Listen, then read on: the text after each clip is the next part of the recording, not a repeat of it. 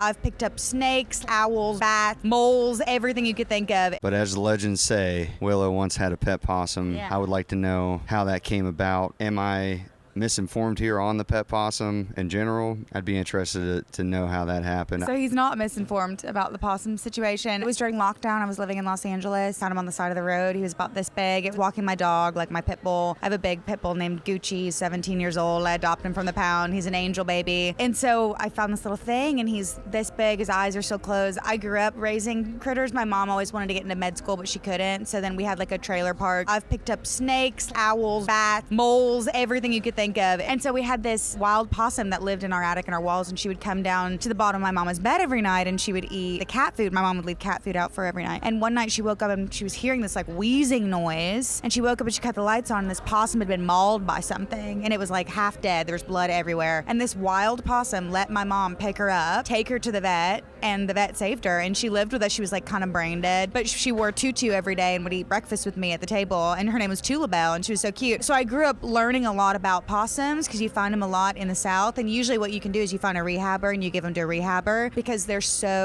marsupials. They're born in the pouch and they're born with the nipple in their mouth, so they don't know how to like suckle. So people that find them, they usually just give them like a syringe, but you have to tube feed them to get them the nutrients or else they die, and they have to be at body temperature at all times for like months. So it's really difficult. So if you find a possum, give it to a rehabber if you can. But I called every place and they were like, we can't take anything in. It's probably gonna die. And I said, over my dead body. So I raised this little baby this big in my boobs for months on end. My pit bull raised him. They would sleep together. They were best friends, and he was my best baby, and I miss him so much, and he was the best little boy ever. So yes, Charles, you're not mistaken. A possum, abandoned, orphan, did find the hickest woman in Los Angeles to put him in her bosoms.